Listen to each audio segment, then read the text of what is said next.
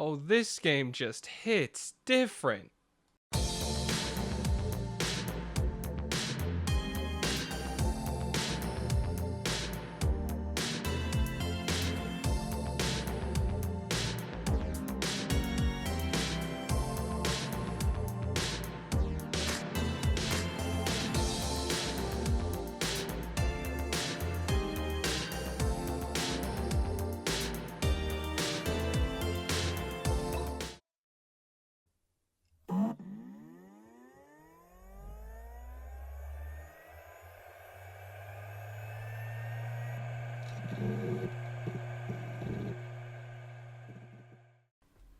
Vaporwave is one of my favorite aesthetics, from the neon lights to the many subgenres like future funk that get me moving, and mall soft that remind me of a simpler time as a kid, to late night lo-fi that always seems to do the trick in helping me sleep.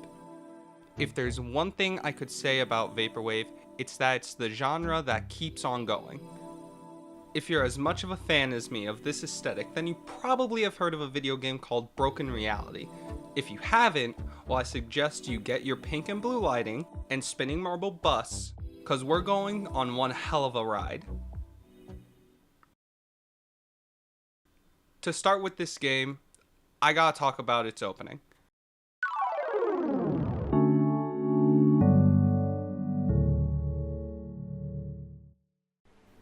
The main menu is filled to the brim with color and passion for the genre before even starting the game. From the window holding the credits of the game on the left, to the computer on the right being your main gateway to starting, and the oddly realistic door behind you to leave. We'll be getting back to that later. Clicking start, we are thrusted into our first area of the game, Domo Paradiso. I'm gonna butcher at least half of these names, so bear with me. The essential tutorial world of the game and where we'll be getting most of our items we'll need to progress the game. Now our main objective here is simple, get likes by any means necessary, so basically like your average Twitter post, this boils down to collecting likes from the ground, by clicking ads you'll see around every server, taking photos with your camera, even doing quests, and putting yourself further and further into debt just to show people you don't even know that you have money. Jesus Christ, this really is Twitter. Starting out, we'll only have our hand, so let's head over to the receptionist and talk to her to start our weird venture into capitalism. Now, as you walk around, you'll notice that the NPCs around you are all supposed to be other users, doing the same thing as you, but mainly just hanging around. Heading over to the right of the island, you'll meet a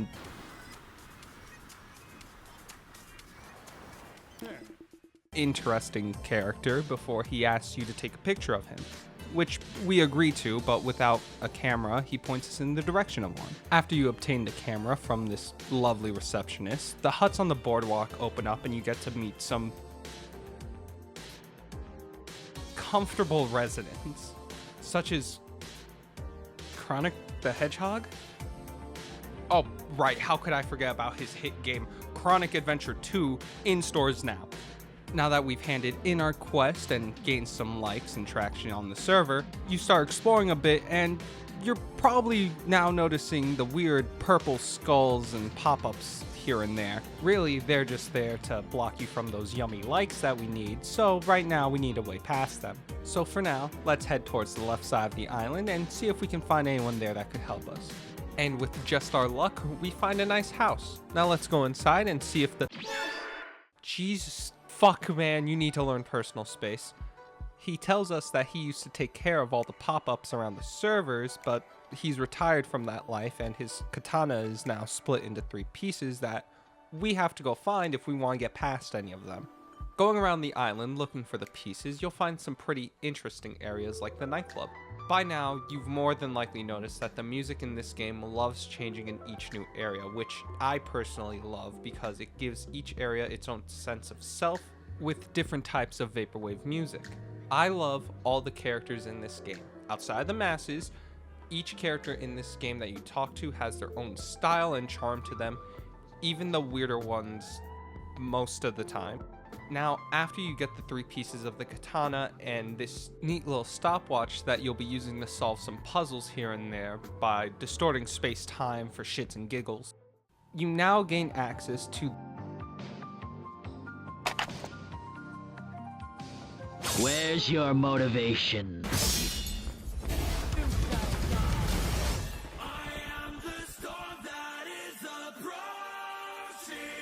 The world's best key. After getting into the mall and getting your own credit card and then proceeding to buy literally everything inside of it, putting yourself further and further into debt and getting a bit of lore from a cyborg dog man about how the admins of these servers sold their soul to get more money and gave into investors by letting them put up the ads and pop-ups you've been seeing around the server, as well as paywalls and monthly subscriptions, you gain access to Dragon Road.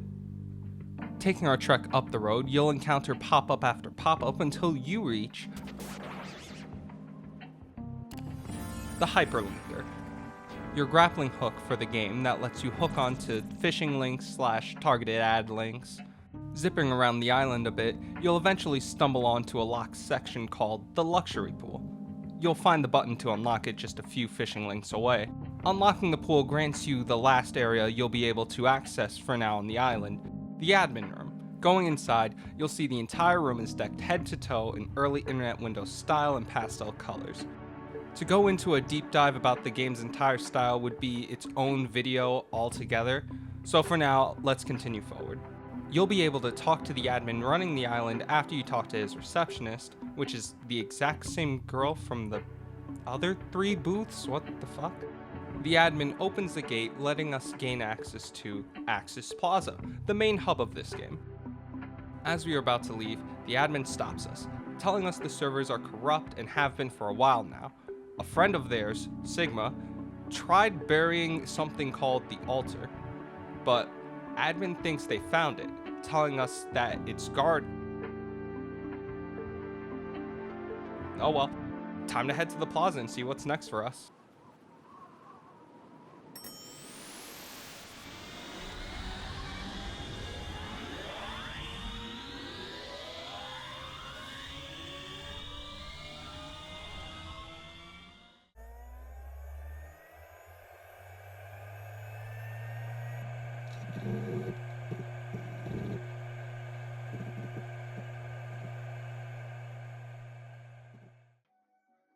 Heading into the plaza, you meet the receptionist once again, greeting you into the area and telling you that you can reach every server from here, even Geo City.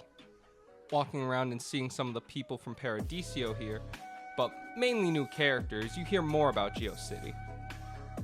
Apparently, a lot of people are trying to get to it to make a big name of themselves, essentially the LA of the internet.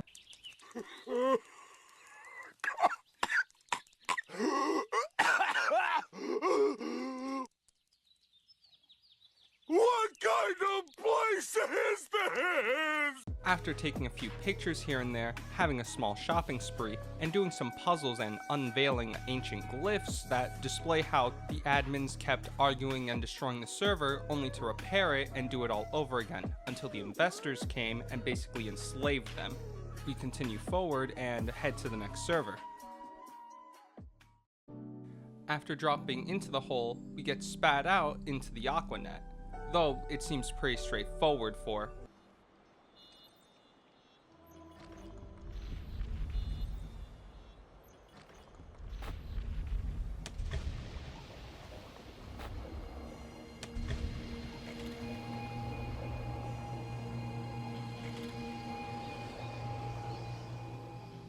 Now this is the real Aquanet.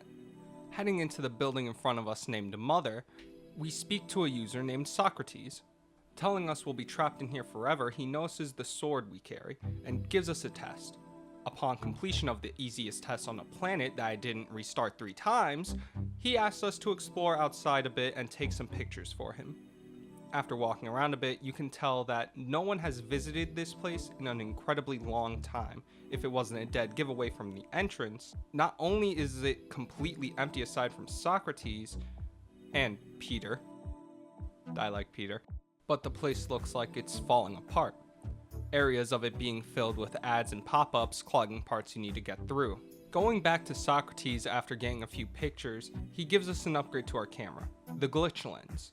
With this, all the weird camera marks we saw earlier can now be used. Deciding to take our new toy out for a spin, we head to the left part of the map for a bit of exploring. After a few puzzles, we meet a new character, Phisherman. From the second we meet him, something already feels off. He says that all he cares about in life is money and success, and that he can get us out of here, but in order to do that, we need to power up 3 temples for him. We obviously agree and head off to do just that, heading into the temple that's nearby and hacking into it with the help of our lovely looking friend here. We power it on easily.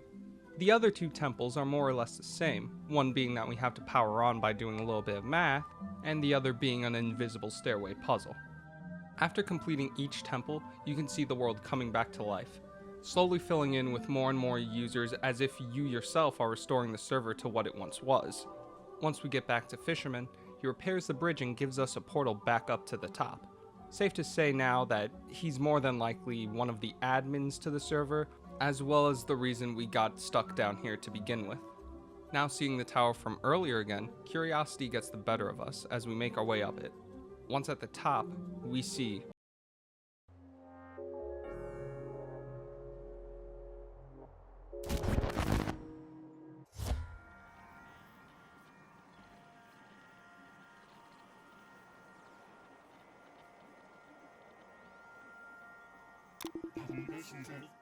error, trapped in their own white void, telling us no matter how hard they buried something, it'll always be uncovered. Keep digging.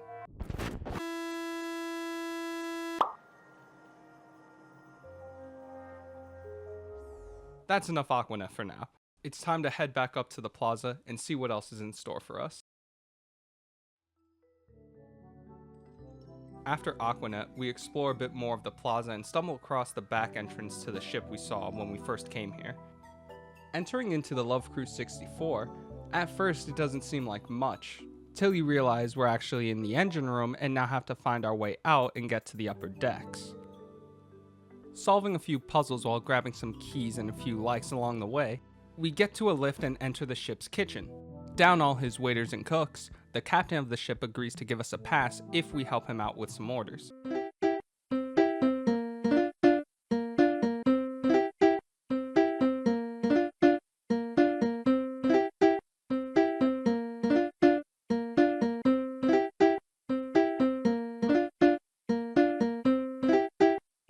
Afterwards, he lets us up onto the party deck of the ship, but tells us that there's more work that needs to be done before the party gets too out of control and sends us on our way. Now, before we continue, allow me to gush for a moment about this server. This is absolutely my favorite part of this game. To the mini-game that it presents us with at the beginning, to all the little blips of dialogue and individual user models around, the amount of time I've spent on this ship alone is more than what I've sunk into this game in its entirety. Now then, back to the party. Heading to the upper decks, the captain tells us that his nephew, the funny sombrero guy we met at Paradiso, has thrown all the bar items and drinks around and needs our help getting them back before the captain gets deleted. With nothing but the music in our ears and fun in our pants, we agree to help. Heading over to the other side of the ship to find more of the items, we are stopped by our crippling inability to swim in 3-foot deep water. Luckily, there's a swim instructor nearby. Unfortunately, he'll only help us if we win a prize for his girlfriend. I fucking hate it here.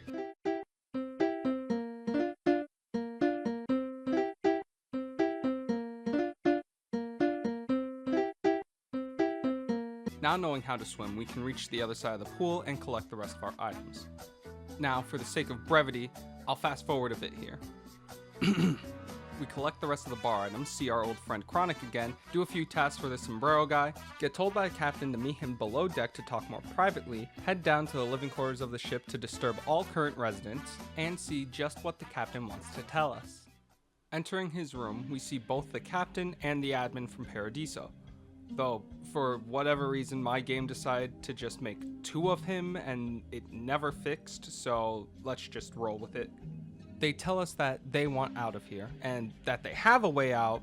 She told them. The captain goes on to tell us that he had a dream one night and suddenly just saw her, and the next day he was a changed man.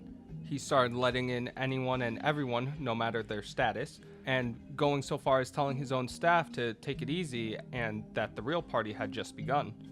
According to the captain's dream, we are instrumental in freeing them, that she wants us to reach her. They tell us how we can get to her, but they're locked out, telling us that in order to get onto the path to see her, we need to find keys, specifically 3 keys in each server. God damn it, it's a fucking fetch quest. Alright, it's time to come clean. This is where my first initial run of the game ends, technically. I was told by my friend that once I hit this point in the story, I should stop playing the game altogether and just forget about it. Nothing past this point is worth it. She said that the final world was such a headache for her that she just gave up altogether and encouraged me to do the same. So I did. But then there was a nagging, annoying little scratching feeling in the back of my head for 2 years. It kept clawing and clawing at the back of my fucking head just to finish this game so I can finally get closure for what the fuck this story was supposed to tell me. And fuck it. Today's the day, I guess. Not just for me, but for her too, because I want her to see this ending as well. Now, knowing what lies ahead of us, let's head back to the plaza and see what awaits us at the next area.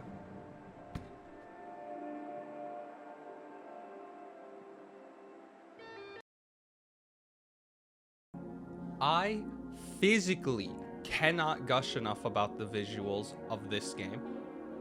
Every level feels like I'm walking through a museum tailor-made to vaporwave and early internet culture.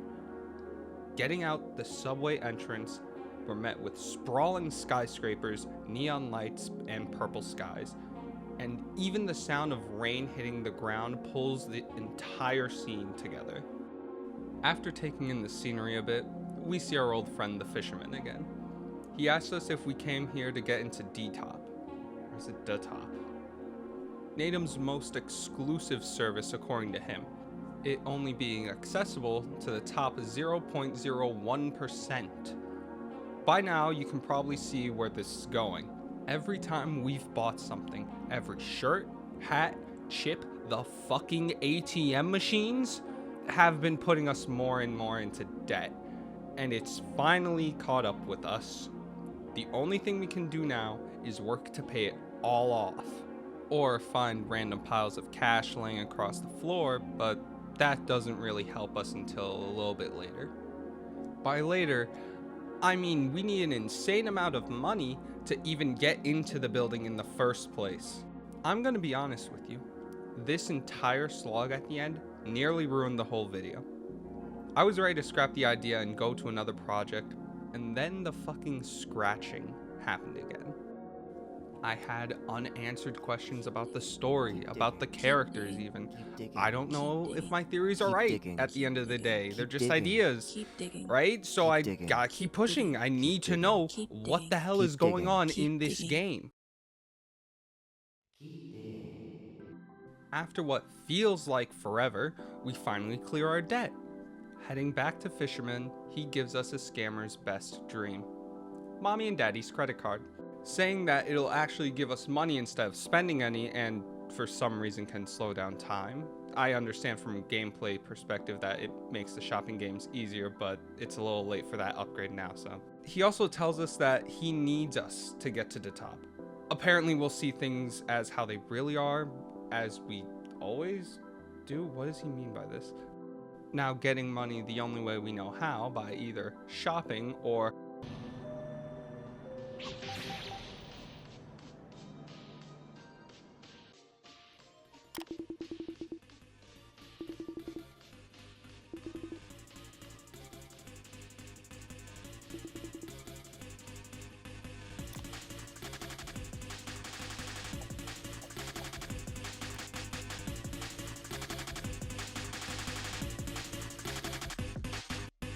I fucking love gambling. $300 all in right now. Another $200. $50 more. What do you mean I'm bankrupt? Yeah! Finding an alternative method that I found while roaming the streets. we can enter the top and head up to the penthouse. Reaching the top, the interior is coated in gold. A diamond covered car sits in the main foyer. There's a diamond and gold covered bar and piano. While editing this, I even just noticed a fireplace burning stacks of fucking money. But hey, we did it. We made it to the top. So, where is everyone else? Heading up the stairs and up a golden marble escalator, we enter the master bedroom. A mountain of cash is stacked in one corner of the room. There's an entire wall of monitors in the middle. There's a new camera upgrade sat on a chair waiting for us, and behind it all was our picture. This was our room. The admins kept arguing and destroying the server only to repair it and do it all over again. Thus, no matter how hard they buried something, it'll always be uncovered. We'll see things as how they really are, as we always do. What does he mean by this? The wall of monitors showed areas all throughout the servers, but the one in the center, that's the room we're in right now. Picking up the camera, we gain access to the triangle lens, and using it shows us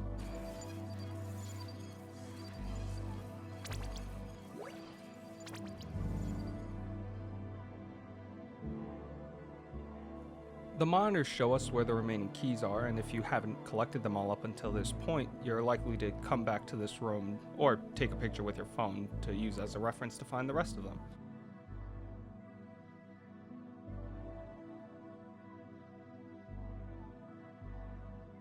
Protocol Death initiated. Assist Sigma.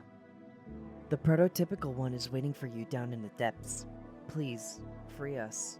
And don't be afraid. Some things are meant to be broken, but most importantly, not all that is broken is meant to be mended. I'm so glad I had the chance to meet you. Goodbye. She's happy that she got to see us, and we say our goodbyes. Doing one more glitch puzzle, we head the only way we can.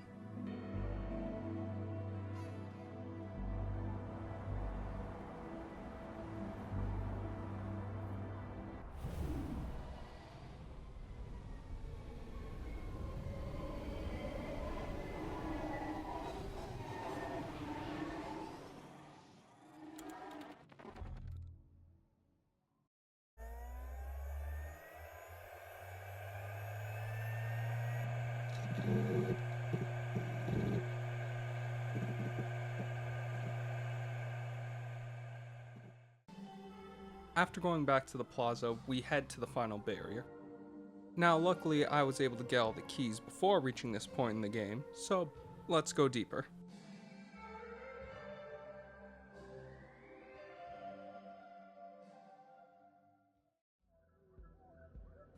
This is the final area of the game, Internet. Everything about this area, from design to music, feels like it was made to make you feel uncomfortable. Like you're waking up for the first time. If that was the goal, then great. I've never felt more uneasy and uncomfortable in my entire life playing a video game. Which isn't a bad thing, but it sets the immersion in for the entire area. The entire time going through this area, I could only think of the things that happened so far. Who really is she? Who's the admins? The Phisherman, is he an admin? Trying to keep that in our mind as we explore this place a bit. It feels like this place was made to keep both something in and something out. The sub areas didn't help with this uneasy feeling growing more and more as we went deeper. Starting with Cradle, the jumbled runes and scattered hyperlinks on top of the streams of blood and giant creature in the center of the area made me question what I was even playing anymore. Navigating to the other side of the pools, we entered a silent caged area. Error was waiting for us at the center. You've got the disturbed base. You can't get any. Some people are marching together, others on their own, quiet, alone. My children, all 13 of them, are sitting in silence in the dark. She tells us to gather all 13 of her children. Only then will she tell us her side of the story. Fuck it, fine. One last fetch quest can't hurt.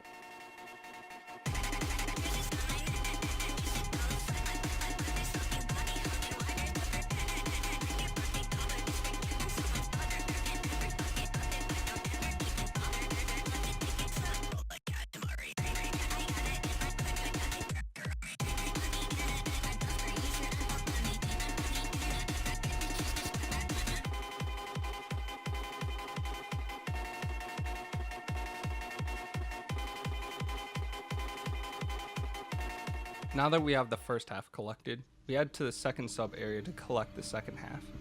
Plinth. There isn't much to say about this area outside of it having a hedge maze with a tower in the center that we have to scale. But there is something waiting for us at the top.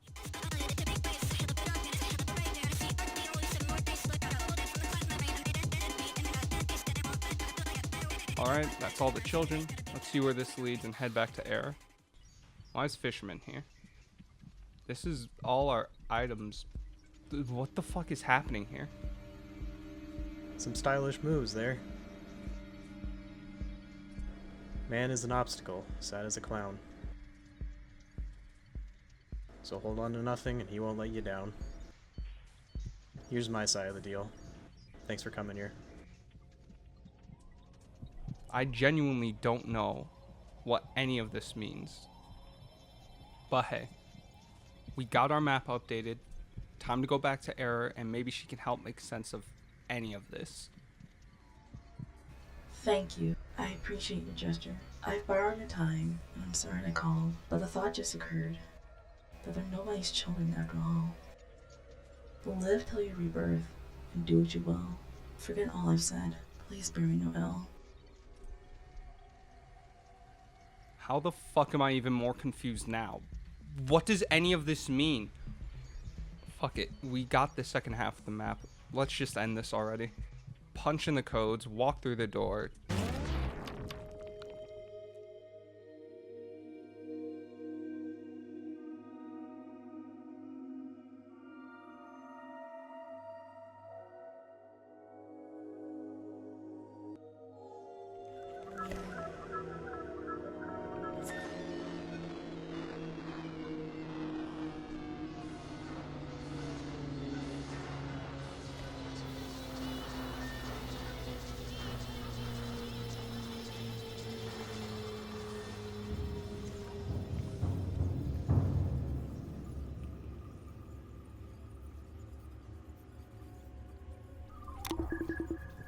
This white ball of light may be Sigma. I really don't know, but this has to be the end.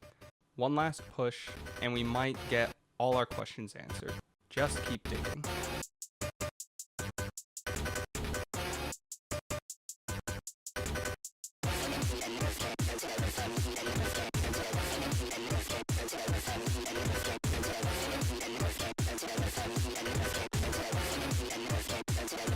Exactly what you want. I got exactly what I wanted.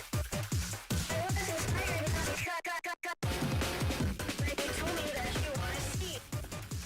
I'd be too beside my...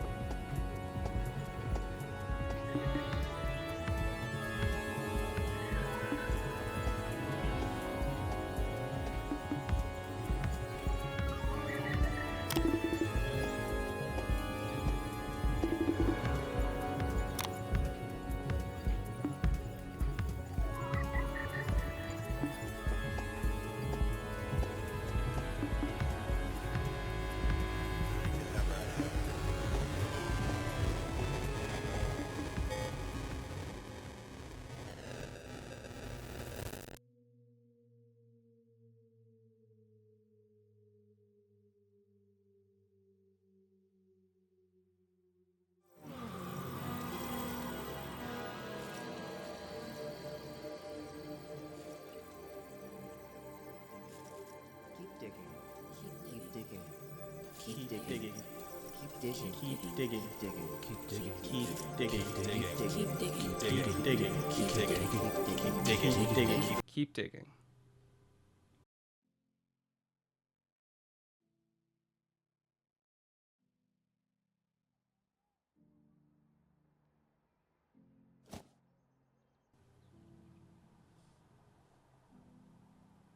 This is our home. Our messy bed, our bathroom with pill bottles toppled over, our boarded up window, our garbage piled everywhere, our girlfriend, sister. I'm not really sure what she is, but I'm assuming that we both live here and share one bed, so I'm going with girlfriend. And that is the cause of all our problems. Sometimes broken things can be fixed, but sometimes it's better to not fix things because those things could be making you worse. It's up to you to decide what makes you a better person.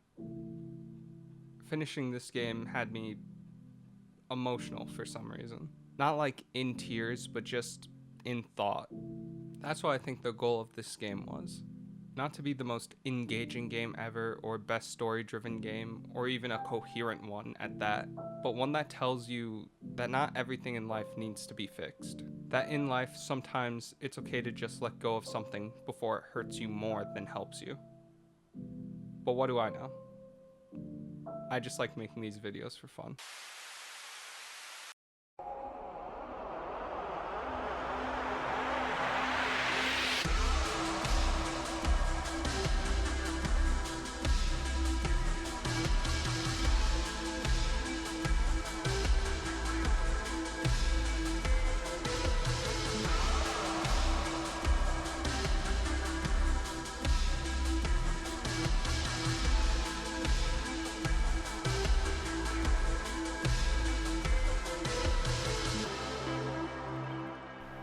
Thanks for watching the video. All the music you heard in this video belongs to the respective creators. And thanks to my friends for making the voice work in this video possible. This video took way longer than I thought it would, and don't worry, the next video is going to be shorter and come out sooner.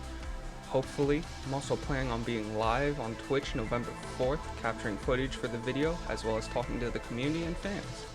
For now, have a good day, and I'll see you later.